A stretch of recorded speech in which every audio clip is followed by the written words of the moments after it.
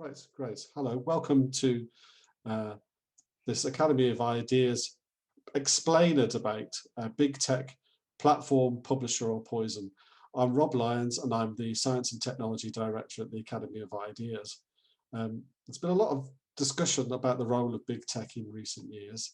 The so-called FANGs with two A's, that's Facebook, Apple, Amazon, Netflix and Google, have grown enormously in the past decade or so. Our devices, our communications, what we watch and what we buy, how we find information on the internet are dominated by these companies. Not only in the most obvious ways either.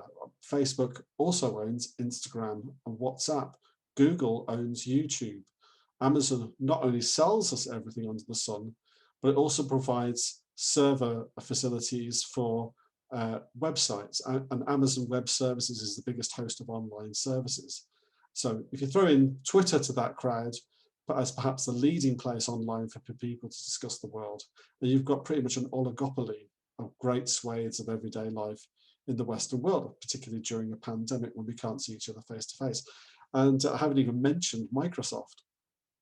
So the power of these companies and the way they use our data has long been a cause for concern. A sitting president of the United States can be kicked off their platforms, as can an Ofcom regulated radio station, talk radio. The wrong information can be labelled with a warning or even removed. Apple and Google, which dominate smartphone operating systems, can tell governments exactly how they should build smartphone apps to combat COVID-19. A rival social media service, Parler, can be removed from the internet temporarily by Amazon Web Services and taken off smartphones by Apple and Google. And just in terms of financial power as well, the top 5 most valuable companies in the fourth quarter of 2020 by their market capitalization were Apple, Microsoft, Amazon, Alphabet, which is the parent company of Google, and Facebook. And 2 of the next 3 slots were taken by Tencent and Alibaba, 2 Chinese tech giants. So these companies have enormous power. Are they too powerful? Are they using their power wisely? What does it all mean for the freedom, for our freedom to discuss ideas? The format of this debate is intended not simply to discuss those issues, but also to try to explain some of the ideas and terms that are floating around at the moment and what the implications are for these companies and for society. So I've got a very good panel to kick the discussion off. I'll introduce them in alphabetical order, but I may start the conversation elsewhere. So Tamandra Harkness is a journalist, writer and broadcaster. She's presenter of Radio 4's Future Proofing and How to Disagree. She's a comedian whose latest show was Take a Risk, and she's the author of Big Data Does Size Matter. Her new series, Steel Manning, about how we conduct debates, has recently launched on Radio 4. Nico Mcdonald is a visiting fellow at the School of Arts and Creative Industries at the London South Bank University. He's co-author of Big Potatoes, the London Manifesto for Innovation, and he's been a consultant in this area for decades. As he admitted in the chat earlier, he used to consult for the Pet Shop Boys. Anyway, Andrew Olowski is founder of ThinkofX, a new research network devoted to new thinking on technology, policy and markets. He's a regular contributor to the Sunday Telegraph. He's the former executive editor of The Register and assistant producer of All Watched Over by Machines of Loving Grace.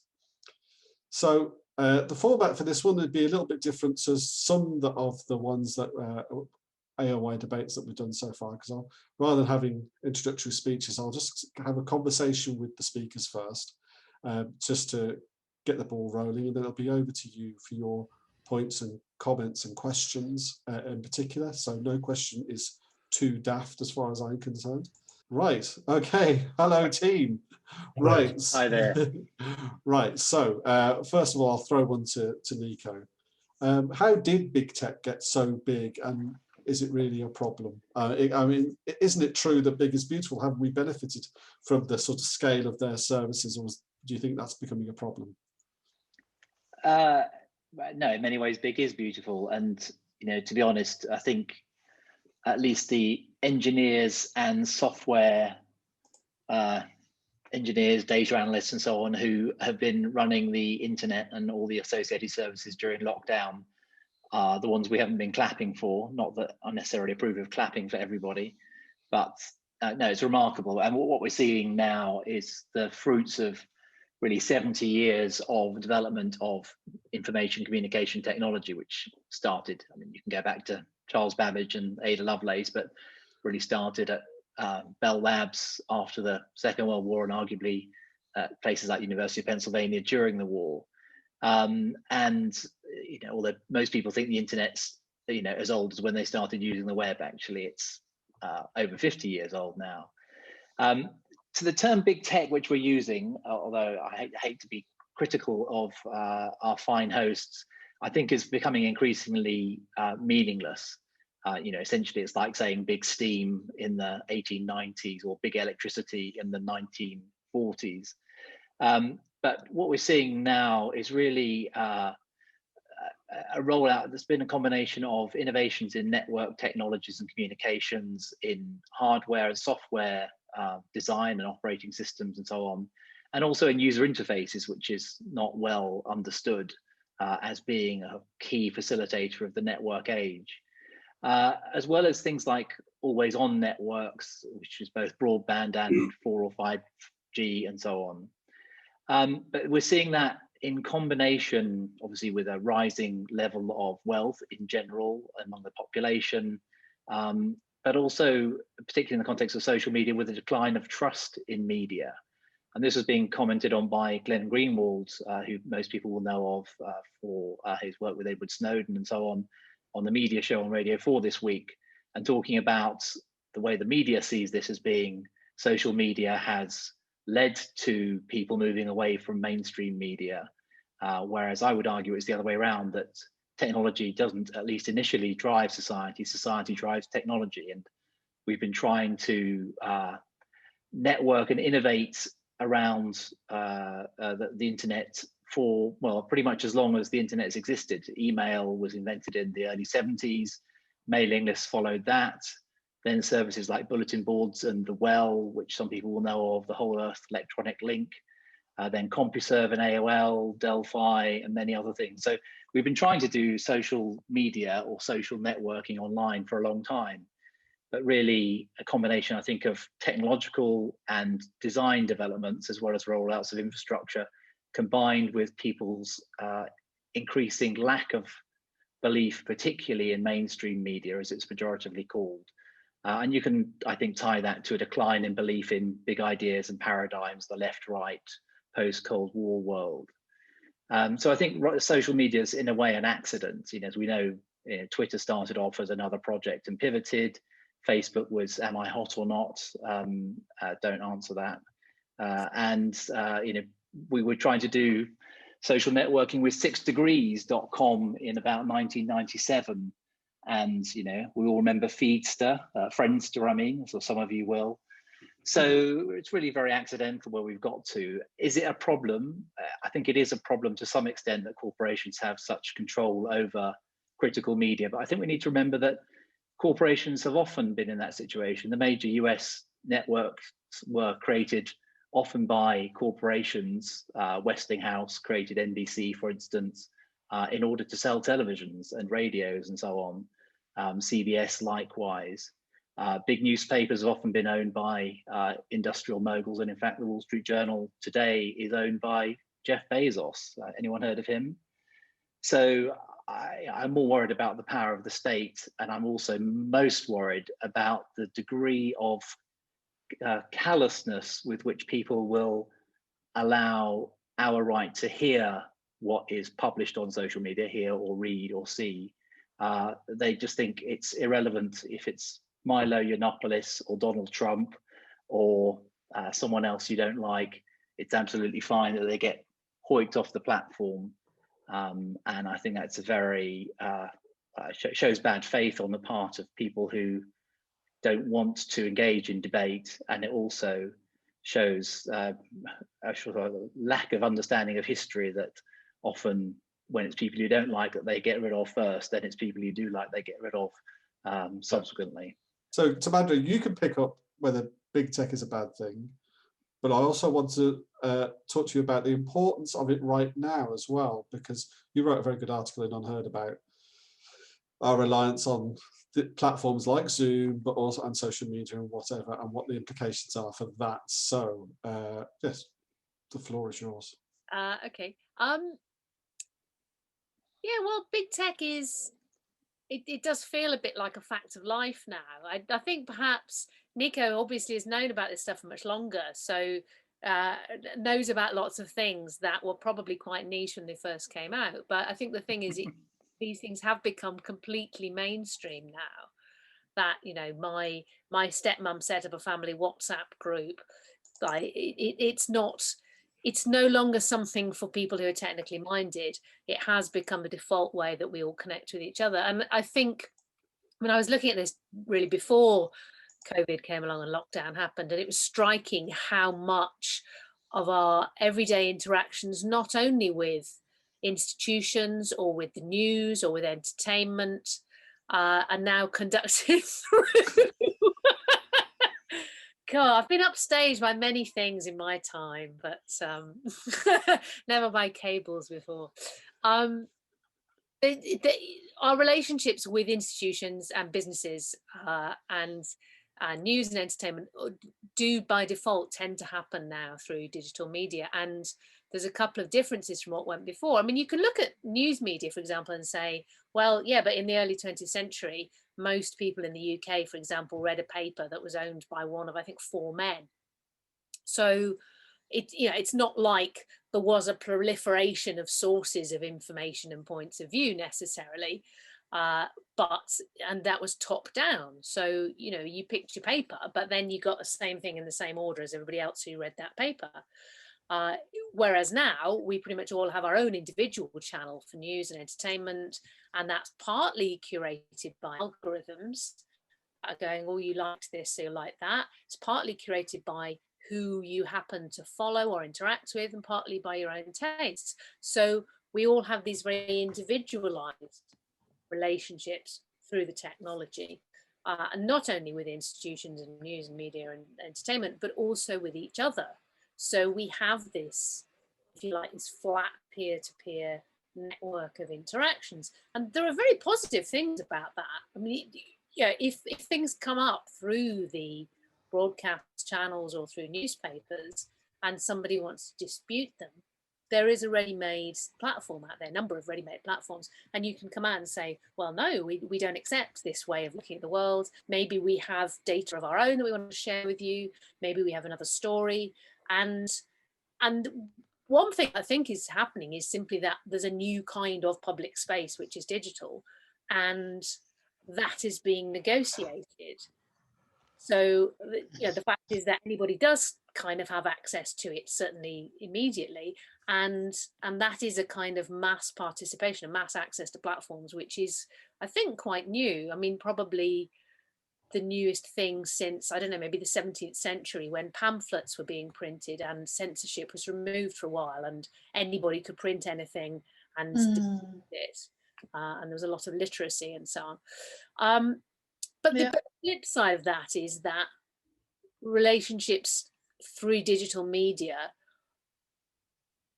are, I mean, I don't want to kind of fetishize the being in person in a room, because, you know, here we are having a perfectly good meeting on Zoom. But I do think there's something special about being in a room with people. There's something very unsupervised and spontaneous. And I think, setting aside for a second what big tech and or the government can do to censor and control and remove people from those public spaces, which, you know, is really important to discuss. But there's also something about the way of interacting through media, which is atomizing, which is isolating, which gets in between you and the other person by virtue of being more controllable. Because if you have conversations with people all the time through WhatsApp or texting, which a lot of us do even before lockdowns came along, you can think about what you're going to say. You can have a little think about what the impact's going to be. If you're in a room with a person, you spontaneously talk and you see what the reaction is. Maybe it's not quite what you planned, and you deal with it. And you do have to deal much more with the mess and unpredictability of yourself and fellow humans. And so I do think that's something that's changing society. and also is a response to changes in society. I mean, I think Nico's right to say it's not driven by technology. Technology is adapting and developing to respond to what we want to do as humans. And I'm afraid one of the things we want to do as humans is to back off from the unpredictable and the messy, and feel that things are a bit more controllable and a bit more mediated. And that's one of the things technology is doing. So I hope I haven't taken us too far off the main topic, because I do think it's important to talk about things like freedom of speech and whether big tech has too much control over what are de facto public spaces. But I also think that there are kind of subtle and important new things about social relationships which shape the technology just as much as the technology shaping the relationships. Right, okay. Andrew, hello. Can we hear you? Can you hear me now? Yes, yes. Oh, okay, so respond to any of that, but also it'd be good to move on to this platform and publishers thing towards the end of your comments. Perhaps, I don't know. Sure, yeah, sure. Well, I noticed Nico's, I think, really nice list of innovations in internet and social media technologies kind of stopped around 25 years ago, which I think is has been a huge issue for me in my writing and research, is that innovation in this space really stopped. I mean, with about in the 80s or 90s, that's when the last protocols were developed. This is important because we'll come into this in a moment, but there's a distinction between, I'm chatting to Nico in Tamandra on the telephone. I don't expect the government to interfere with our speech. They can't even hear what we're saying, or at least I hope they can't. Whereas we're now talking in public, and what we do is very visible, but we have this kind of peculiar wish, which I think is a human desire and should be fulfilled and isn't being fulfilled, of being able to sort of direct and control our own speech much more. The problem with the lack of investment and innovation in the internet has been that the protocol stopped in around the mid-90s. What you could then got was private kind of fiefdoms, plantations, if you like, Twitter, Facebook, which through the network effect aggregate a lot of innovation that would have taken place in another, normally. So telephone networks, our social media isn't more like WhatsApp, it's much more like Twitter, where speech is tolerated and then suddenly arbitrarily people are thrown off. I mean, I think a lot of people got a shock when Trump was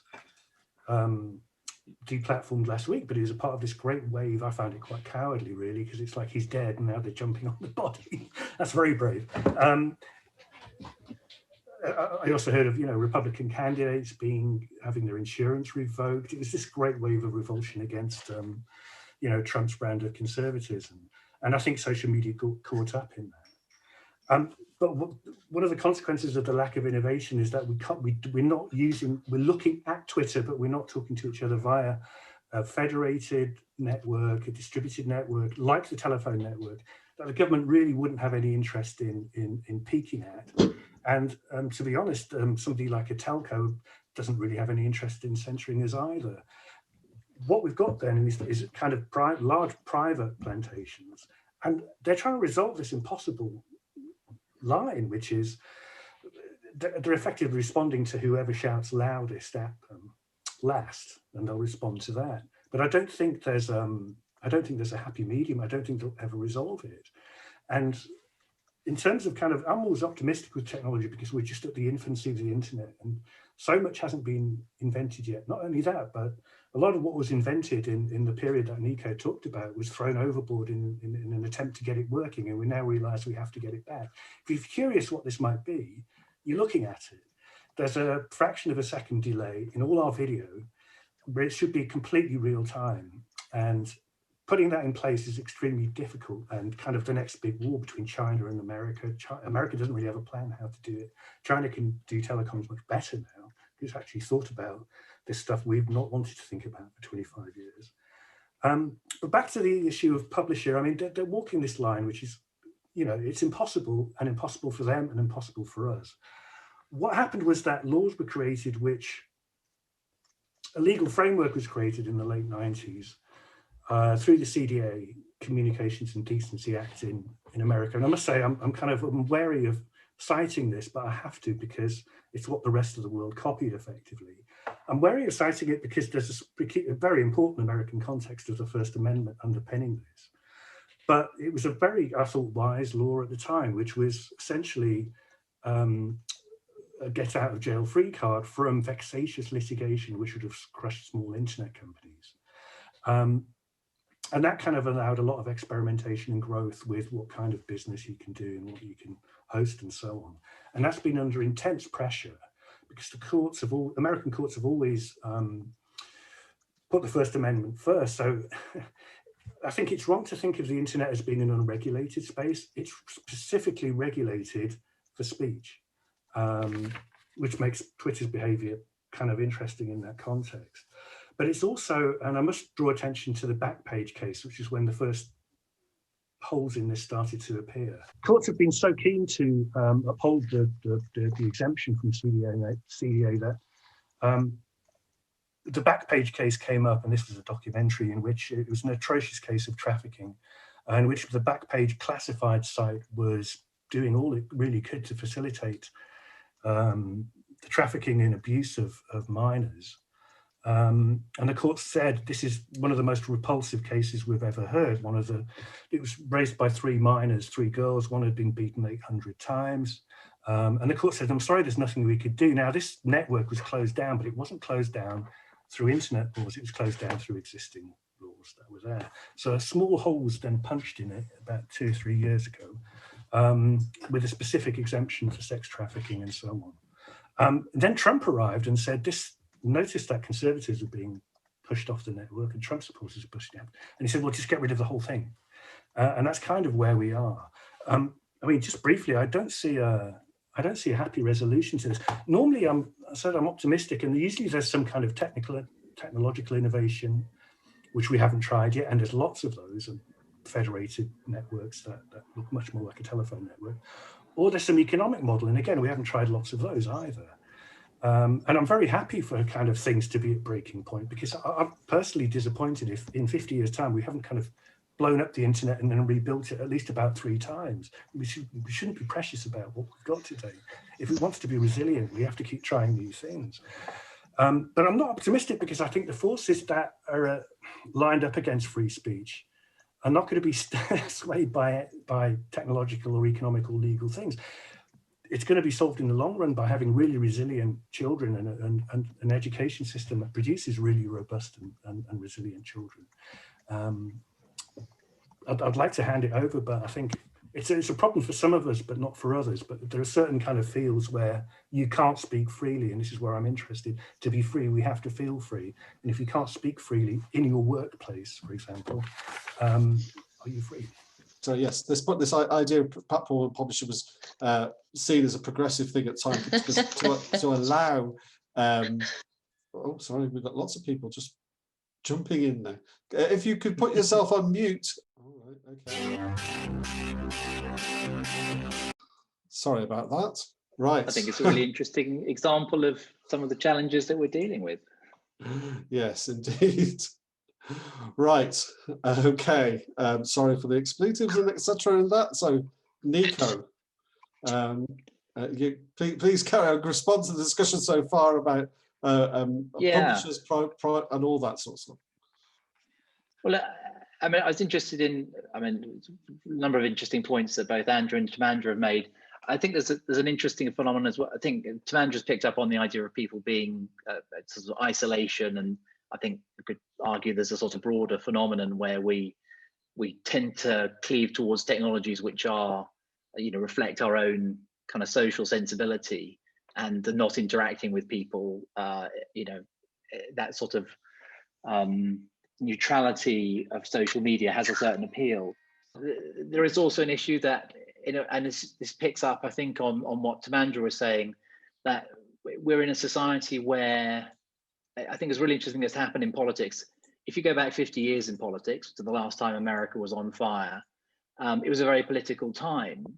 But although we have a very political society ostensibly at the moment, politics is no longer really about changing the world. It's more about asserting your identity.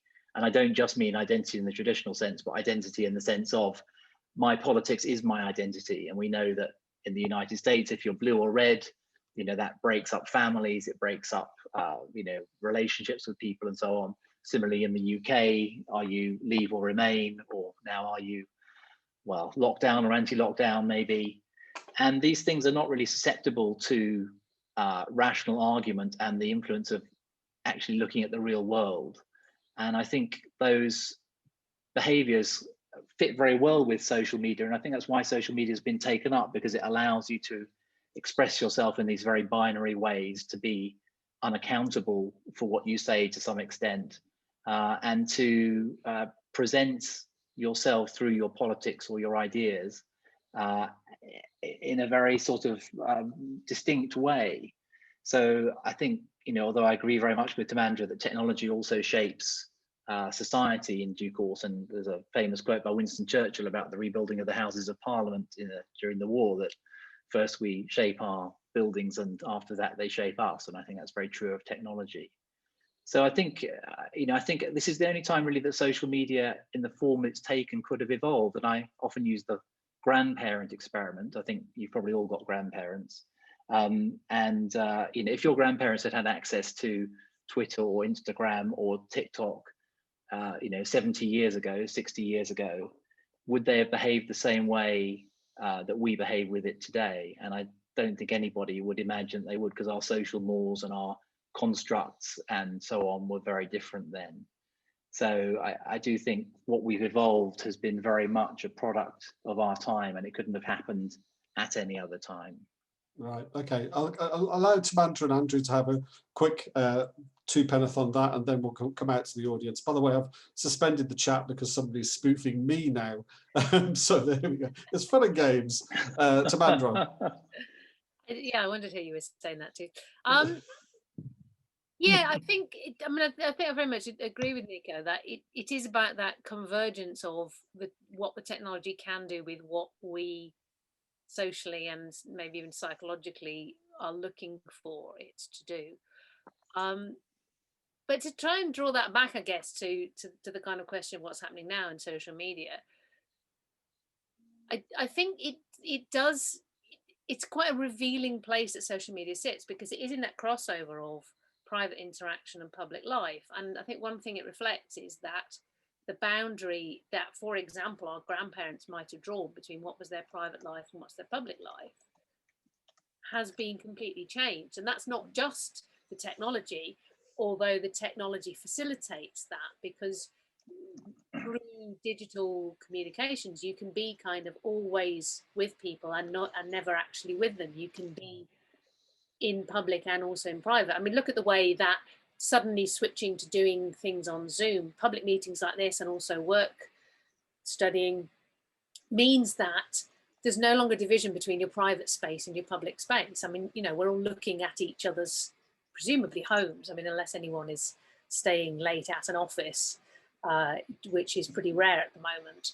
So suddenly, you know, you might have previously anonymously gone to a meeting and just met people, and they wouldn't have known anything more about you than your face and what you said. But suddenly we're all looking at inside each other's homes. So I think that in a sense, the problem with social media reflects that the division between a private conversation and a public discourse is no longer the same as what it was. And I think that's quite a big loss, in fact. I think the ability to have private conversations where you can say what you like is under attack. I mean, you look at the way campaigners are saying, the fact people can have encrypted conversations, the fact that people can have private conversations within elements of Facebook, for example, is a problem, because they might be saying racist things, and we want to know about that. And then you think, but hang on, like, what are you actually saying? That if people got together in a room and said racist things privately amongst friends, that should suddenly be an offence against the law, or what?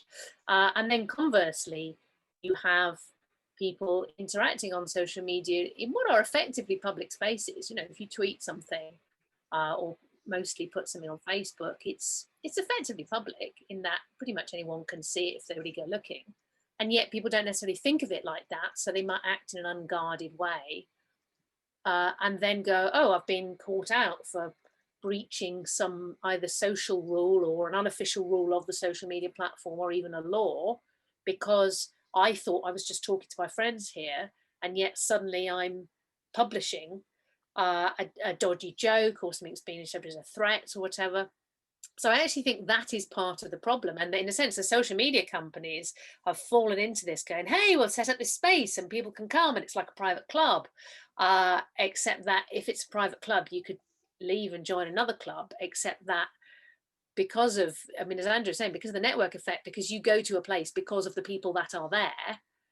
If you go, we don't like this, we're leaving, we're going to go and join Parler or whatever, then first of all, who else is going to be there? I mean, there's no point in starting your own club if no one else comes. And then, as we saw, in fact, there's so much monopoly power that you can set up another club and then people can close it down anyway.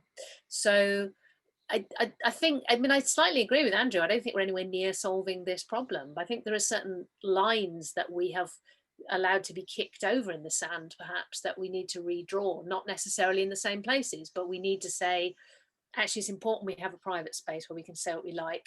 Actually, it's important that we have a public space where we can say what we like, short of actual threats, because we need a space for public discourse, and there isn't really much space for public discourse apart from the digital space. So if not that, then what? Okay, right. Andrew, quick thoughts from you, and then I'll go out to the audience. Yeah, I was going to actually start with this anecdote, is that I don't know what each of your very first memories are when you were about 2 or 3. You know, that kind of primordial swamp at the back of your brain where there might be a shake or a moment. But one of mine is quite specific and it's quite bizarre.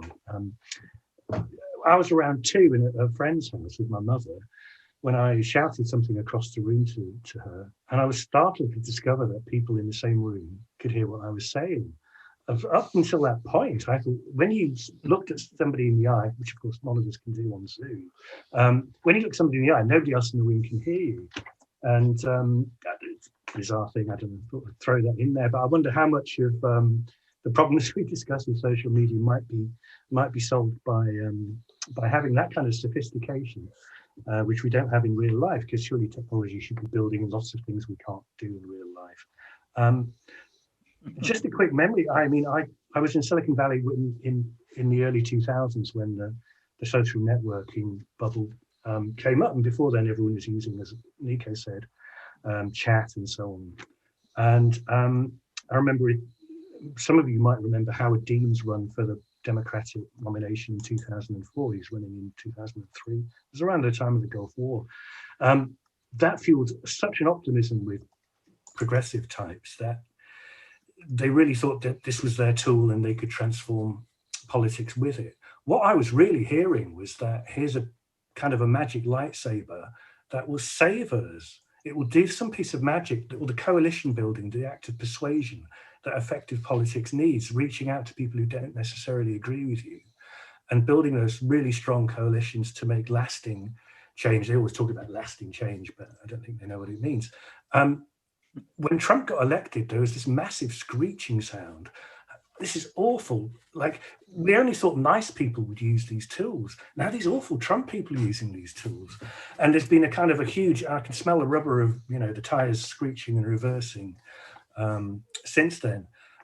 Can I just throw something? I'm not trying to troll, but why would civil discourse exist in social media anyway? Surely it's just going to become a massive shit show anyway after time. I find this idea that, oh, it's awful, we're all locked in, therefore we can't have meaningful discourse. That's a real stretch for me to believe. People are writing and listening and reading and thinking all the time. I can't wait to get back to a real room full of people. But the idea you have meaningful discussions on Twitter is quite surreal to me. Can I just throw that in? Okay. I enjoy it. I enjoy the jokes. I think people are enormously funny. I think it actually shows people's creativity massively. But it's not the place. Surely it's not the place you go for a sophisticated, nuanced political discussion. Right. Okay. That's plenty of food for thought. Rob, I might just note that lots of my friends who were social media advocates in the sort of late noughties and so on and very much as Andrew said, thought this is the best thing since sliced bread, and it's going to, like television was going to do in the 50s, create world peace and so on. And very much as people on mailing lists did in the late 90s, which Andrew will remember, when people started spamming mailing lists. They ran away when the hoi polloi arrived, and they've now disappeared with all their aspirations for world peace through social media. It's very disingenuous, or they were very disingenuous. Where have they gone, Nico? Bitcoin? Where have they all gone? Right, enough chit chat between you lot. Right, okay, so over to the audience now. So James Pett. James. Hello, I think I've done the thing that I've done before and unmuted myself at precisely the moment you unmuted me, with the result that I've ended up remuting myself. Mm-hmm. Very interesting discussion, incidentally. One of the things that has been mentioned by, I think, at least one and possibly two of the speakers, and which is of some importance, is the network effect, which is the effect whereby the more people that join a particular network, the more attractive it is and the more further people that join it, creating quite a strong positive feedback effect. That, of course, is one of the things that leads to monopolies. And it doesn't work just for social media, it also works for commerce. And so Amazon, people buy stuff on Amazon because that's where you can buy all the stuff, and people sell stuff on Amazon because that's where everybody buys the stuff, and so forth. One of the things that supports the network effect, and in many ways is necessary to support the network effect, is what's popularly termed, but I think wrongly termed, intellectual property. The rules that prevent other people from abstracting out information and reinterpreting it without the permission of the people who run those services. Those rules create monopolies, and those monopolies then have a great deal of power. And contrary to what I think the naive left often think, it's not the case that those monopolies usurp the state's power. Rather, those monopolies and the state collude to exclude other people who want to exert power. And that is a particularly severe danger. Is there much, therefore, to be said for seeking to undermine the mechanics, such as so-called intellectual property, by which monopolies can be sustained, rather than by doing things which merely enable one kind of centralized power to overtop another? Okay, brilliant. Thanks, James. Emma Gilland, if you'd like to. So I want to first of all say that I don't think it is right that obviously everything's going on with censorship, but I think, as Tamandra kind of touched on, there was a time when social media, before I started really using it, but it switched from what was more a private space to a public space. So my point is, are we asking too much for social media not to be regulated? Because it's now given a lot of people a lot more power to influence other people. And is this really what free speech, when it was first defined, was really meant, that people should be protected in having this much influence? Or is the issue more that it's then filtrating down and affecting what is seen as acceptable and what people can say in like everyday life? And just kind of your thoughts on that. Okay, brilliant. Thank you very much indeed. Lucy Taylor. My question is, it relates to, I've been thinking about the argument that Twitter, Facebook, etc., are private companies, and so they can do what they like. In theory, and the sort of free market response, it seems to me, is to just set up a competing company, which, you know, sounds easier said than done, perhaps. But I read an article about Tim Berners-Lee's planning on setting up a new internet, and I was just wondering what the speakers thought the possibilities were and the scope of setting up competing, be it a whole entire internet or just simply companies to compete with Twitter, Facebook, and so on, that don't rely on platforms like the App Store to be accessed. Okay, brilliant. Thank you very much, Lucille. Giovanni. Yes, thank you. So, don't you think that, you know, the fans of Facebook and all these companies, aren't they victims of our natural tendency of pointing fingers to people, instead of us realizing that we voluntarily put out first all of our information in, you know, all these companies, but also enable the possibility for us to be censored? And, you know, all of this is rooted into that we do not read into the terms of agreements, but nonetheless, we go ahead and we cry a little bit when we see that we're being censored and our information is being public. Okay, thank you very much. Very useful. Claire Fox. Thanks, everyone. Right, so first of all, I'm a bit of the elephant in the room, but I'd just like to say how disconcerting it was when we just got Zoom bombed, right? And the reason why it was disconcerting was because we were trying to have a meeting and some people tried to disrupt it and stop the conversation. Might even be doing it now. And then we had to suspend the chat because we weren't able to carry on because it got hacked. And the reason I'm saying that is because I think there is a sort of frustration because we have this technology, we want to be able to use it, and then stupid things like that happen. And it feels to me a little of that has happened in relation to what's happening with Twitter and Facebook and YouTube in terms of people's frustrations. That I thought it was interesting that Andrew said, why would you expect there to be civil conversation on Twitter? And he said, I'm looking forward to real life debates and, going back and writing articles. And there's a lot of things being written. But actually, for millions of people, it's become the only place they can speak. It's become an organizing tool. It's become the public square. Politics doesn't afford much else. And therefore, if you might only have a few hundred followers on Twitter, but you can interact with people who are famous, or you can say what you think to your few hundred followers, you can join in these conversations.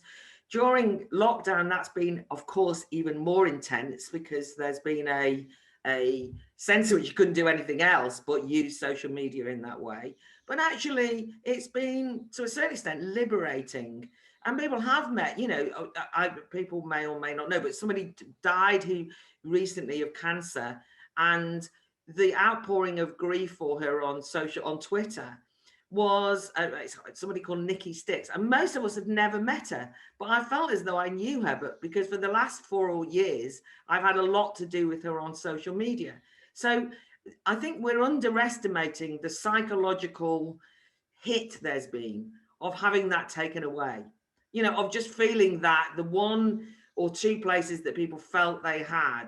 Now, of course, I understand technically it's owned by private companies, and why should Twitter have to tolerate me or, or trolls, or they decide what they want? We can all say that, but it doesn't take from the fact that yet once more, for ordinary people, I don't mean Trump losing his platform, but for ordinary people, the spaces that they have had access to express their views have now been basically shut down, and they're being told to shut up.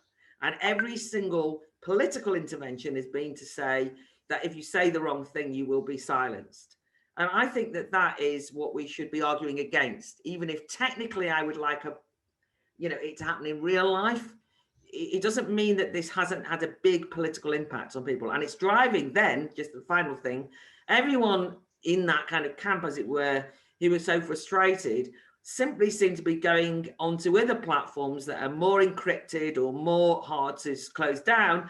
But some of that leads them down into some rabbit holes of some rather dark web places, right? So we're driving people away from the public square and open debate into echo chambers, some of which can be pretty nasty, dark places. And I think that's a very dangerous place to be. Brilliant. That's very useful. Thanks very much. Stuart Waiton. Yeah, I'm just looking at something to do with Twitter here. I'm on Twitter, but I don't really have a Scooby how to use it, and I've been on it for 10 years, so I should get with the program. But I'm mentioning Twitter because this was sent to me. I was a bit shocked with the Twitter thing with Trump, I must say. I wrote an article about it, knowing absolutely nothing about big tech, but in a bit of a kind of panic way, I suppose, in terms of, it does seem that having stood on street corners selling newspapers for what seemed like half of my life, you do think Facebook and things like this are great because you can potentially have an audience that sprouts around the world and so on. And the extent to which this can be regulated, and the extent that it is regulated, I think that's worth perhaps bearing in mind. How much can it be regulated when there's billions and billions of people on it? I'm not entirely sure. But anyway, I'll just mention this because it surprised me. This is somebody got in touch with me who wants more censorship on Twitter and Facebook, and you'll understand why I want to read it. So she sent me this tweet. So there was this tweet which she made a complaint about, and the tweet says, there is a virus that is 1,000 times more deadly than COVID-19, the white virus. Carriers tend to be hideously ugly within and without, hideously selfish, hideously inferior, and hideously white. Never underestimate the malice and ugliness of these people, right? And somebody sent this in and said, I want to complain about this. And Twitter says, no, that's not going to happen. She then complained to somebody else. And then this was the explanation. They said, thanks for contacting Report Farm for contact. I've had a look at the moment you sent across, and it doesn't seem like it breaches any of Twitter's community guidelines. Twitter's hateful conduct policy applies to members of a protected group. This includes races which have been historically oppressed and marginalized, which white people have not. For this reason, Twitter would consider this comment satire. And I kind of liked that, because I thought, yeah, I mean, that should be what it's like for loads of things, is just say this comment should be considered as this person is a knob, and that's the end of the matter. But it's just quite interesting. And this really riled this person, because she's concerned about anti-white racism as she understands it. And she sees this as an absolute outrage. And I suspect there's a lot of people like this who do feel that there is a complete outrage. But what they end up doing is they say, we need to censor these people as well. So that's another concern, I think, that because of this framework of Twitter and other people starting to censor, I think there's a potential that will then, this activist group will ask for this activist group, and so on and so forth. So the pressure will actually be for more censorship rather than the other way around. Great, thank you. Two things on that. First of all, if you, like Stuart, aren't very good with technology and you have a more basic question, please do put your hand up and ask it. And also, I think Neil in the chat just asked a question that has been going around a bit, which is about this idea that if we've got these services that have become so important, maybe that in some way they should be public platforms in some way, that we shouldn't just accept them as entirely private in this day and age, and that they either have service requirements or even they should be publicly funded or something like that. So I'm interested to see or hear thoughts about that as well. Eve Kay is next.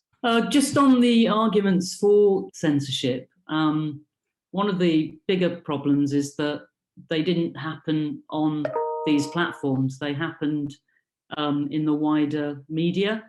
So the arguments against Trump supporters and other retrograde or deplorables started in the House of Commons, in bodies like Ofcom that regulate the terrestrial broadcasters in the UK. And they started with the idea that some speech was harmful. It's long been held that if you're calling for violence or trying to incite violence, that's harmful speech. And as we know, racial discrimination or support for grooming of children, this has all long been held to be harmful. But the problem is that harmful speech is being expanded to mean literally, views that don't support the current lockdown. Virtually anything can now be seen as harmful if it's deemed misinformation. So in effect, alternative political voices are being censored on the basis that they are harmful. And that very much started outside of big tech, outside the platforms. And therefore, any discussion really about the squeezing of discussion and debate on the major platforms also has to take into account it's out there in the mainstream, and that's kind of where it started. Okay, brilliant. So what I'm going to do now, while people start sticking their hands up again, is come back to the panel. So I'll start with Andrew this time. So just any thoughts or reactions to what you've heard so far? Thanks very much. There are some great questions there. I'll start with Eve. I think that's a fantastic point, and maybe one I didn't make very well. But the that you describe are coming externally onto social media. They're coming from outside social media, and because the sudden, which I think has maybe given them power, and it's to shut people up. And this is a new kind of political discourse, and you win by expelling your kind of opponent rather than discussing you, but by expelling them or silencing them or cancelling them. This is quite external to, I mean, I guess this is one of the prompts of the discussion, but I don't think it's something they'll ever resolve. Claire's made a really interesting point, and it's a good one, that if we're not debating in public, we disappear down rabbit holes. That's a really interesting point. I think they'll be there anyway. I think there's a lot of kind of merit to what she said, where people withdraw entirely, but I don't think I think this is something that can't be resolved, and Twitter will be either more bland or just as anarchic in 20 years' time. But what will be prefer to use is looks a lot like WhatsApp with a public channel. I think that's what things will look like in 20 or so years. There's somebody raised a point, and I've found it quite hard to comprehend, is that the tech giants are built on intellectual property. So if we destroy it, their power will ebb away. Is that, sorry, gentleman there, James. I think there's been a century long prejudice against the individual. The Enlightenment rights are individual rights, and one of those rights, universally recognized human rights, is the property-ish right in your creations. Tech giants' hegemony today has nothing to do with intellectual property. In fact, they've spent 20 years destroying the individual's right to take their goods to market. In fact, if there's an ideology or a kind of an economic ideology they have in common, it's that digital content has zero value. Therefore, they can profit from it by aggregating it. And I mention that because I don't want to add to the prejudice against individuals by destroying their rights, which is precarious and barely surviving as it is, copyright. I think it should be strengthened because the rights of the individual should be strengthened. And there are already moves, I won't go into them here, that this should be taken away, and there should be group rights. Not just individual rights of speech, but group rights, which is I find a very sinister and dark turning. But that leads into quite a hot debate on whether you should have a property-ish right in the data you create. And I think this leads into, I'm sorry I didn't catch your name, but Tim Berners-Lee is working on the assumption that you fundamentally do own, you have a property-ish right or a property right in the data you create. And therefore you should be able to monetize it, you should be able to withdraw it. It's yours. I mean, you've created it. Why on earth would it not be? And currently there's a kind of an enormous debate with kind of the intelligentsia and academia on one side saying, oh, it's terrible, you poor things, you wouldn't know what to do if you owned your own data. Very kind of paternalistic, patronizing argument. And many of us, and I'm certainly one, will say we fundamentally do own our data. We own our words. That even Twitter doesn't dispute that what we post there is our copyright. We own it. And I think there are kind of really interesting new models to be created. You'd join a union, for example, and you'd get a check at the end of every year if you do a funny photograph. You get nothing for, you can have 50 million views, you get nothing for it at the moment. So just back to James's point, I find it, we've seen the almost entire destruction of the creative class, if you like, because copyright has not been respected by the tech giants. So to say they've built their fortunes on it, I think is bizarre. I think Tim Berners-Lee is a compromised character because he's funded by the tech giants, but kind of since Trump, he's sort of made noises that he doesn't really, like the way social media is. It's toxic, how awful. I would support his work, but I would also support very strongly the right that we own what we do. Okay, Tamandra, your thoughts? Okay, I think I'll come back on a couple of points which are kind of related, really. I mean, I was really struck by what Claire said about the danger that for a lot of people, social media are their only access to the public square, their only access to anybody beyond their immediate family and friends, maybe hearing what they have to say, which, as I kind of hinted earlier on, I think is in a sense a new development and a good thing. and that if you drive people out of a public aspect of that by saying you can't say that you thought that was a joke, but we thought it was a threat, whatever, well, you know, we're going to suspend your account because we don't like what you said, then you drive people into niches. But I think that there is a more general danger about the kind of fragmentation of public space into these digital silos and into people's individual, if you like, self-chosen channels within this public forest. And that is that especially in the circumstances that we're in right now, where literal physical public spaces and everyday informal interactions are very difficult and curtailed, that conspiracy theories thrive because there is absolutely no break on you going down a rabbit hole and finding things which you may start off with perfectly reasonable skepticism about some discourse that you've had from politicians or mainstream media or whatever, and then you go off down a rabbit hole until you are actually thinking, oh no, I'm not going to get vaccinated because Bill Gates is going to inject me with a microchip, which come out broadly seems crazy, but actually there's probably a lot of intermediate stages which are relatively reasonable one from another. And if you don't have a public space in which other people to say, come on, it's like, it's one thing to say, I don't think those figures mean what you say they mean, and another thing to say, COVID is imaginary, Bill Gates is trying to inject you the microchip, the lizards are in charge. So I think this is all, you know, it's an extreme compounded form of the same problem, but I think it is a real problem, and that it's important to have a public space. So to come back to Emma's question about, well, there's a difference between ordinary people interacting on a kind of equal basis and a few, if you like, influencers, celebrities, figures with a huge following who can have a huge influence. And if they were in a newspaper or on television, then there would be regulations about how truthful they're expected to be. Perhaps even if they're broadcast, that they're expected to show some objectivity and balance, at least in theory. And on social media, there isn't, because they are regarded as just an ordinary person with an opinion, even if they have 4 million followers who treat them as an oracle.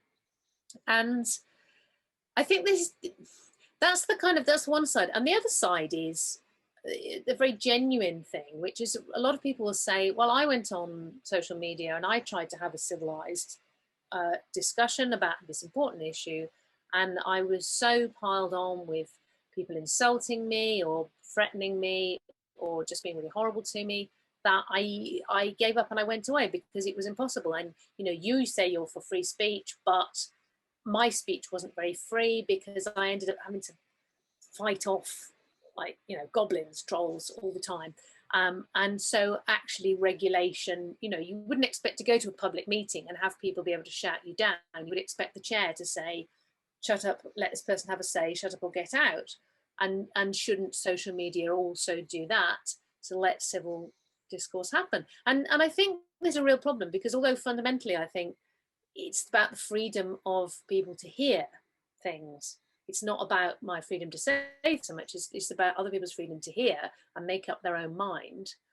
But at the same time, you want to create spaces where that is actually practical and feasible and does happen, and that people who are just trying to disrupt and shout down and threaten and intimidate can be marginalized and made to go away by the people using it. How you do that, I think, is a genuine problem, and I don't think the answer is censorship, but I don't know what the answer is. Maybe Emma can solve that. That would be good. Okay, Nico, your thoughts, and then we'll go back out to the audience. Yeah. So I'll come back to pick up on just add to one or two things that Tamandra and Andrew said. I think to James' point about the monopolies, I think that does seem an accurate description of things. And I just want to quote Bruce Daisley, who was the European VP for Twitter for many years until recently, who was speaking on Radio 4 recently, just to say James argued that monopolies don't usurp state power, but they combine with the state to exclude others. And he said, I worked at Twitter for 8 years and I was constantly trying to make the case that we improve the quality of conversation there, all well and good. And he said something about stopping female MPs being abused. That's good. and then trying to sort of have a pushback on this notion of free speech. And then he went on to say the platforms have reached a stage now where, to some extent, they would welcome the inevitable regulation that's going to come. So essentially, now they've grown up and got the big boy pants on, the platforms want to pull up the drawbridge, get regulation in. That will then close down, they've been in league with the state. Obviously, it's really the Democrats who are now in power who are the most sympathetic to big tech, if we're going to use that term. And I'm sure they'll be very happy to do this because it then excludes all competition. And we know that from telecoms and pretty much any other industry. Big industries like regulation because they can afford it, because it gives them a playing field that others can't access because it's too costly, too difficult, and they understand it. And they have, shed loads of lawyers making sure that they comply with the regulation. So I think that is a very real danger, and to some extent we've let these people do this. The point that Lucy made about Tim Berners-Lee setting up a new internet, I think Andrew's addressed that to some extent, but his proposal is really about trying to get corporations and other organizations to put things in place which give people greater access, give them ownership over their data and so on, which is all well and good. Andrew called Berners-Lee a bit compromised. I think that's slightly unfair. You can be funded, as the World Wide Web Consortium is, by corporations without being beholden to them. But I think Tim Berners-Lee, who invented the web, and I think that's a fair thing to say, in the early 90s, doesn't know how he did it, and he keeps trying to repeat this. And he's very smart, but I don't think he's going to achieve what he wants to do, because he doesn't really know how he did it the first time. Briefly, Giovanni, on us pointing the fingers at the FANGs, I think you're completely right. The idea of big tech is meaningless, as I've argued already, and it's just trying to demonize a section of industry. And I don't have any particular candle to hold for Amazon or Apple, well, more Apple than Amazon perhaps, but it's a meaningless idea that they're responsible for these things. I think to Eve's point about these debates starting offline, the whole debate about stopping people from speaking goes back a long way. But when I was at college, we had no platforming of Nazis and anyone who was considered right wing. I didn't support that, but these ideas have been around a long time. In the early 90s, when the Labour Party was in the political doldrums, it argued that Murdoch-owned media was the problem, and warping people's minds and stopping them from voting Labour and so on. And these whole ideas that, one, people are dupes, and two, that they can't handle open public debate and so on about difficult issues, precedes the web and precedes social media. So I don't think we can put it down to the technology, or I don't think it's a contemporary debate. And I very much agree. I think it was Timandra saying that the important thing is the freedom for us to hear what other people have to say, more than our freedom to have a platform. And I agree, Twitter had the right to throw Trump off the platform, although if you look at the post that they made to explain it, it really doesn't look like actually he did breach their terms of service, to be honest. So I don't disagree that they could do that, but I do feel very strongly that people are being incredibly reckless with our freedom to hear things. And it's very much, I'm afraid, the liberal left, of which I would have thought I was part once upon a time, who are the people who are leading this. And it shows their intellectual dishonesty. Great. Okay. Right. So thank you all for those points. I'm going to let you save your powder till the end of the discussion now, and I'll just bring in a few more people from the audience. So Ian Mitchell. I'm wondering what is the relationship between some of the social media platforms and other media platforms now. So a quick example: I saw a debate on the BBC last Sunday, which I actually thought was quite good. But by the afternoon on Sunday, people have been quoted out of context on Twitter, quite drastically, really, with a sort of Twitter pile-on, as it happens. And then during the week, that story went round other media platforms, mainly television, by which time they were talking about things which never got said on the original program. And I just started to wonder what was happening, because it felt like Twitter was behaving as though it was some sort of public service telling people how to think and what morality was. And then there was a situation where I looked at the BBC website and I thought, this is a little bit like Twitter now, because it's like little snippets of information, you know, in a feed, but mostly pointless. And then I started to think, well, maybe what's happened is that with media, whether it's social media or any media, the adults have kind of left the building and they've gone to some extent maybe to radio, podcasts, a lot of spoken platforms. But there's this area which is completely regressive and playing all sorts of dangerous games with quoting people out of context when they know they never said what they're quoted as saying. And yet there's quite a mature discussion going on over here on other spoken platforms. So it seems to me that I think the point really I'm echoing is what was said earlier, that Twitter itself can't be taken seriously, but yet the mainstream media platforms do take it seriously. So my question, you know, what's happening with this relationship? Thank you. All right, great. That's all good, useful stuff. Phil Mullen. Pick up on or go beyond what Eve was saying, which I thought was very important. I think you know, both Andrew and Nico Mcdonald have all commented on it in different ways, but the fact that what's going on in social media and all the sort of regressive things that are happening, particularly the censorship, can't be located within those companies themselves. It's a reflection of broader trends which predate that. And I think that's very important when we come on to this question of what can be done about it, because we can all agree that these companies are extremely powerful, that they control the public square, and that they've done something which is reprehensible in terms of crossing the line as they did a couple of weeks ago. But in terms of looking at what can be done, the consequence of what Eve's saying is also that there is no fix within the social media world itself, right? That there is no solution there. And I think both Andrew and I think Nico particularly has commented on the fact that there's also no simple way of counterposing the state to these companies either, in terms of a way of, as people are suggesting, regulating as some sort of solution. Because I think, as Nico just said, actually the regulation makes things worse whenever you're trying to regulate large companies, because invariably, from banking to telecoms to utility, and I would say to social media, any regulation is going to make things worse. As in, it makes it harder for challengers to actually get involved because they don't have the resources to cope with all the regulation.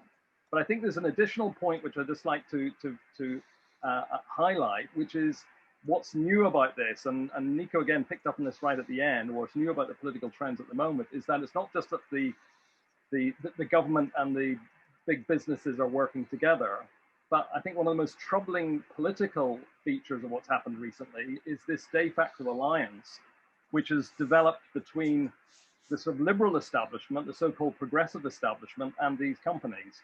Because if you look back at it, it's been in America, it was the Democrats, particularly the radical wing of the Democrats, AOC and et al., who have been the ones who've been calling for Facebook and Twitter to censor Trump and Trumpists and populists and anybody with whom they disagree.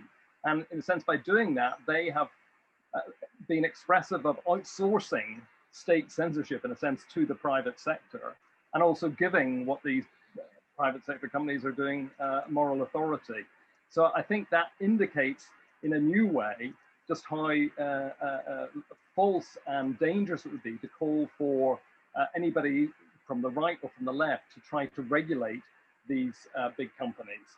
I think my conclusion is the only cure for the dominance and the abuse of dominance by big companies is ironically a free speech and a free press.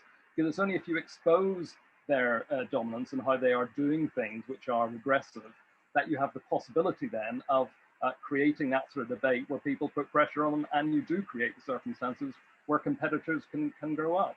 I mean, no one's mentioned it, but I think this little incident recently at the beginning of the month with WhatsApp, whenever WhatsApp announced changes to its privacy rules, which would mean sharing more with its owner, Facebook, that very quickly created a popular backlash in which tens of millions of people in the course of a few days joined competitors, joined Signal and Telegram and so on. Now, I'm not saying they will replace it, but it does indicate that if things are exposed in the free world, in the free press, and in freedom of speech, and you challenge things, there is the potential for creating alternatives. I think that's the best way of pushing back on the censoriousness which we've seen from these big companies. Mm-hmm. Yeah, I mean, I think that's true. I mean, there was quite a little bit of a kind of campaign last year on Twitter about people saying we're all off to Parler because we don't want this kind of censorship, which sounds good. And I joined Parler to see what was going on. As the Guardian splashed at the weekend, lots of other people, Tory MPs joined Parler, and apparently this means they're secret fascists or something. But what I found was that the discussion there wasn't that great, because actually it was a certain kind of person who disappeared off to Parler, and it was the same sort of, it became an echo chamber, as somebody said earlier. So I wondered if anybody else had joined Parler and what their thoughts about these things, or about trying alternative social media or communication strategies to kind of get around this stuff. Paul Butterworth. Hi. Yeah, so actually what I wanted to say follows on from all of those things. That I remember back in, I think, probably 1990, when I first discovered the internet as it was then, although I subsequently discovered that what I was doing was dialing up to America, paying international phone call fees. But, and it was a mixture of arguing with people about politics and sharing bad poetry, but it was absolutely inspirational, and I think that Twitter now, even now, is still a really rich space in sometimes a similar kind of way, apart from the poetry, which is just as well, and I found that I joined Parler and found exactly the same thing, that it's it doesn't have that richness, but there is still I mean, there are constraints on Twitter and social media about how far they can go with this kind of censorship, because if they go too far, then they will end up as like a Parler for the for the Democrats, as it were, and at the same time they're interested in making money. It's like the business of that capitalists would be selling badges to revolutionaries on the barricades.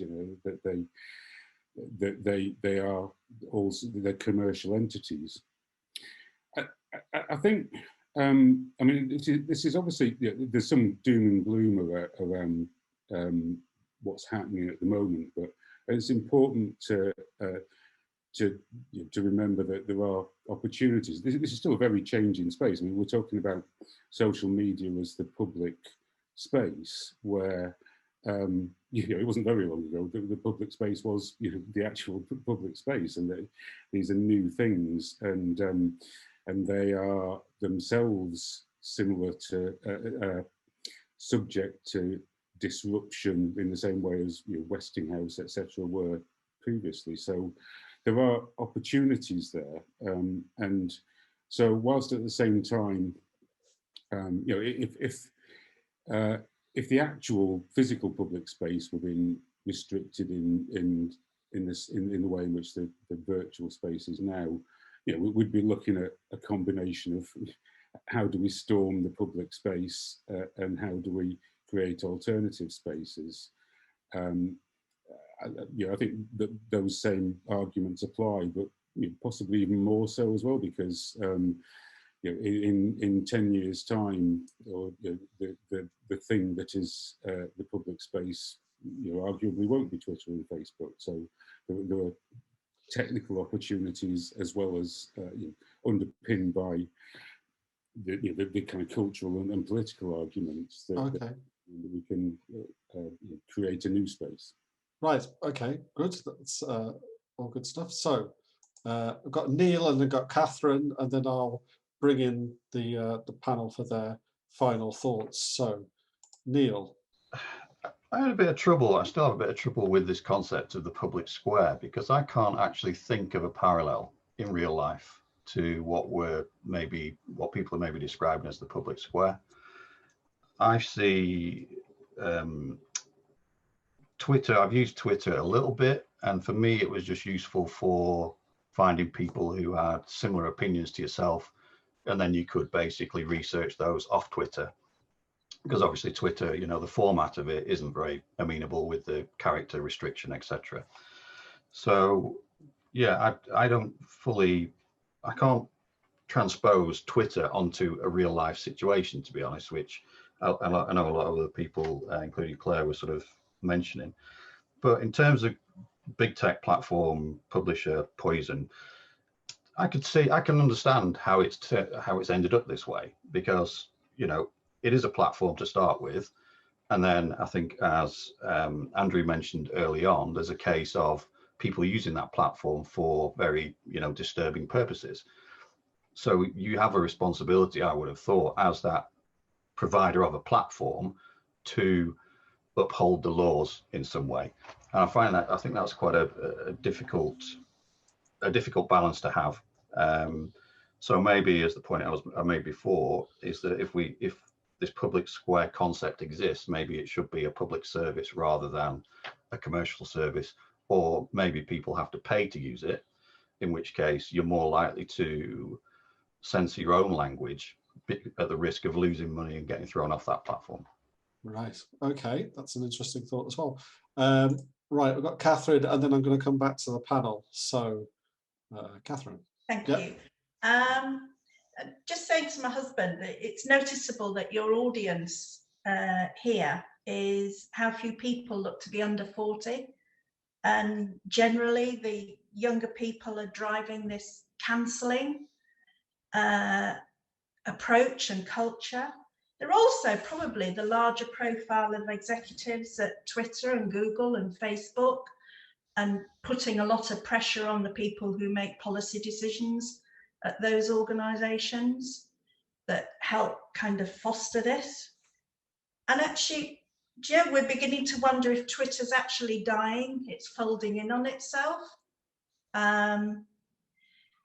If you don't like the cancelling, if you want to see free speech, if you don't like the algorithms curating your content and the tiresome, I think Tamandra called it the mess and unpredictability of dealing with people, which I really liked. The tiresomeness of people who don't like your opinion piling onto you, then we can do what we can always do as customers and consumers. We can walk away. And I don't know what people's thoughts are in terms of its younger people, the larger who are the executives at these organisations driving and helping to shape policy, and probably the liberal left, and also this. Do you think Twitter will fold in on itself? Okay. In terms of age, speak for yourself. I'm 26. I've just had a long, busy life. Right. On that note, I'm going to bring the panel back in. Probably it'll have to be here for about 2 minutes each, guys. So you're going to have to pick and choose the things you want to say. So I'll just do it in the order we started with. So Nico. Ian Mitchell's point about the grown-ups going to spoken word, I think that's a very astute comment, and the ridiculous rise of podcasts is never going to last, folks. It's unmanageable. It's an example of that. And there was a nice comment on the Megyn Kelly show. People might know Megyn Kelly, American broadcaster, who was one of the people featured on Bombshell, the Roger Ailes story, or the not Roger Ailes story, who said that Twitter now is how the media talks to itself. And I think we do have to be careful if we think that Twitter is, the world or the public square. I won't add to what Phil Mullen talked about, but I think the WhatsApp privacy change was very interesting. My number of Telegram contacts ballooned at that point. So people clearly are aware of these things, which is very healthy. I won't comment on Parley, but I joined it too. The Guardian didn't out me, thankfully, because I'm not important enough. Catherine's point about young people at Twitter was interesting. I think Bruce Daisley did pick up on this, that we do have a, inverted commas, very woke group of people, not least at Silicon Valley companies, and they're going to be pretty dangerous to us rational oldies. And I'm obviously not one who talks about snowflakes, but you know, it is a worry. I just winding up, I'd just like to just raise two things. Andrew's talked about the idea of federated social media services, which is the idea that we might create standards which are public and open, and anyone can build a social media platform and they could interoperate, very much like email does and like the telephone that Andrew talked about does. Jack Dorsey at Twitter's even got a working group working on this. I think it's called Blue something or other. So there is a possibility that, and it's advantageous for them because then they don't have to be responsible for regulating things. So I'd just like people to think about the idea that maybe we could do what we did with email, which was closed in the 90s, and then we opened it up so everybody could interchange email and nobody was in charge of it. And then I'd also like people to think about the idea that could we go beyond what social media does to create a way in which people could really augment their own intelligence and knowledge and collaborate using social media type tools, but to increase human intelligence and potential. And I think, you know, Andrew's talked about the idea that the internet is in its early days. The potential for knowledge sharing and real knowledge creation and collaboration is very much in its early days. And we need better than Twitter and Parley and all the rest of them. We need real human to human augmentation using the internet. Okay, thank you very much. Clearly there is a need for an unwoke social media platform for older people. I'm going to suggest Zimmer as the brand name. Right. Andrew. Yeah, hi. There's some really good comments there. Can I just pick up on a couple because it's only fair to. Regulation is coming because there's the feeling that these giant tech companies are not accountable, and I don't think that's unreasonable. Just treat it as an opening negotiating position. I see no object in principle to an online harms bill because there are a lot of online harms, but we have to preserve the freedom people have to speak about politics and speak politically and not be monstered by it. I feel we're actually in for a decade of monstering. Joel Kotkin did a wonderful interview, I think it was Austin Williams Book Club. I recommend everybody goes to see it. I've been reading him for about 8 years and writing about him and talking to him about these things. Very class-based issue, but he describes the Democrats as the party of the tech oligarchs. And I think a couple of you might have kind of mentioned the same thing in a slightly different way, but it's the same point. They don't have the moral legitimacy to win an argument, so they're going to use the social networks to kind of push through an agenda. Where this fascinates me is that high status opinion, there's a huge gulf between what people are allowed to express. You can see this in opinion polls, and you can see this in real life votes, where people will tell the opinion polls to something because it's a high status opinion to hate Trump, high status opinion to be anti-Brexit, and people will lie to a pollster, and then they'll go into the privacy of a voting booth and actually express what they believe in there. So that's a diminution of the public sphere right there. But what's coming down the pipe is high status opinion has got so many terrible ideas, ranging from ripping out your boiler to eating insects. Is that this is just derisory stuff. Now, how far does high status opinion try and push this through on social media? Now it's kind of got the reins with the Democrats. I just can't wait. Somebody mentioned there's a huge gap between Twitter and real life. Boy, is that ever true. And I think another thing Kotkin said was that gave him some hope for and optimism, was that people were kind of leaving higher education, which is essentially the most state-regulated industry there is.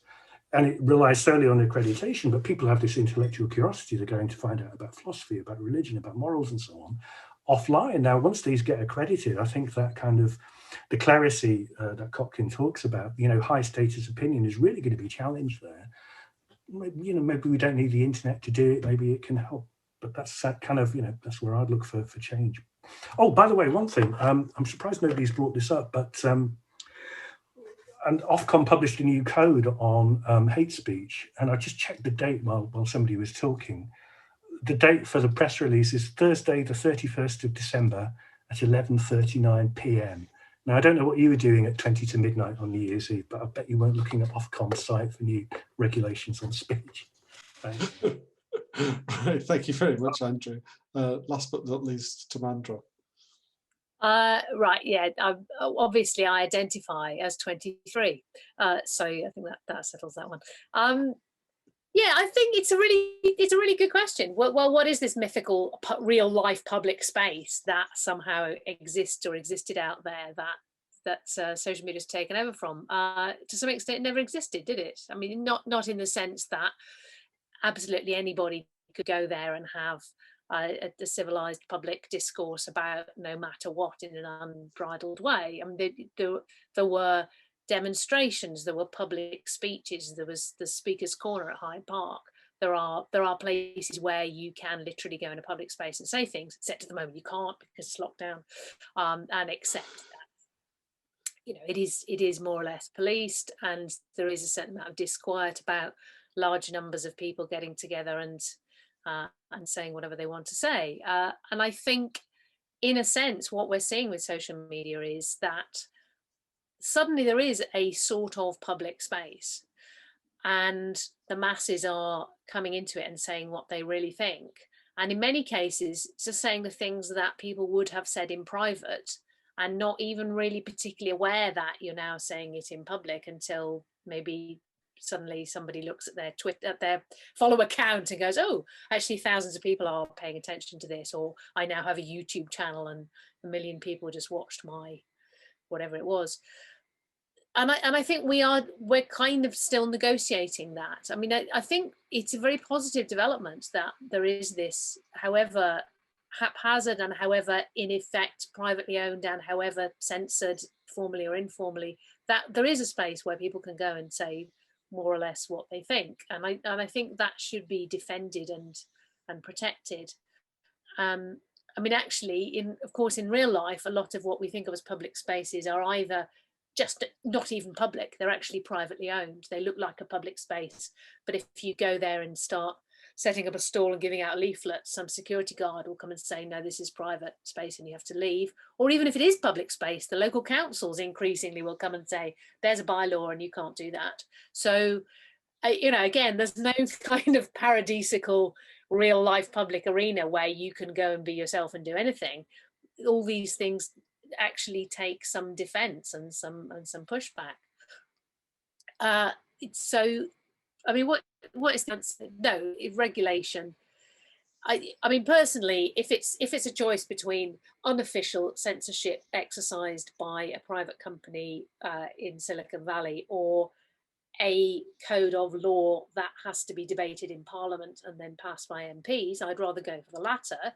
But it's still censorship. I still don't think it's anything positive to argue for. I really take the point. I can't remember who made it, that what in effect is happening is that censorship is being outsourced, so nobody has to be accountable, but it happens anyway. And the idea of harms, which is this very nebulous idea, and you're basically saying to companies, you must not allow harm to happen in your digital space, otherwise you'll be punished, is a recipe for chilling and clamping down and preemptive suppression of debate. So what the answer is, I don't know, but bear in mind that most of these companies, the ones that Rob listed at the start, that make all their money from data, most of them are essentially glorified advertising brokers, and they make their money by selling advertising space. So we are the audience that they are selling. We're not the customers. That's why it's free to us. So it's in their interests to keep people, on their land, if you like, in their premises, in their private walled garden. Because if we're not there, we're not looking at adverts, and why is anyone going to give them money? And they will collapse. And they do. If we all up as sticks and move, then they become not a going concern. It's like trying to run a bar which nobody comes to. It doesn't work. So there is that kind of power. It's not the best kind of power, perhaps, but it's something. But I think in a sense we're in the infancy of this genuine space for public free expression, and we should keep defending it and pushing at its envelope. But really the urge to censor, the urge to control, the urge to say you can't say that, that's not an acceptable opinion, comes from outside the technology, and that's really where we have to look. So I'll finish there. Okay, thank you very much. Thank you all to all of our speakers and to all of you who've chipped in the course of the discussion, and apologies again for the disruption. But that, we have been organising these debates on Zoom for nearly a year now, and that's the first time that's happened. So normally we do manage to have very civilised and interesting debates, and if you would like to support us in that process, then the link is in the chat to go to academyofideas.org.uk/support and give us a donation, and hopefully that works, because apparently somebody said that it hasn't worked for them when they've tried to donate, but we'll sort that out straight away. And yes, so thank you all very much for all of that. We have, if you want to catch up with the things that we're forthcoming in terms of Academy of Ideas debates, then do visit our page at academyofideas.org.uk/events, and hopefully there'll be more engaging stuff for you to enjoy there as well. And until then, that's the formal end of proceedings.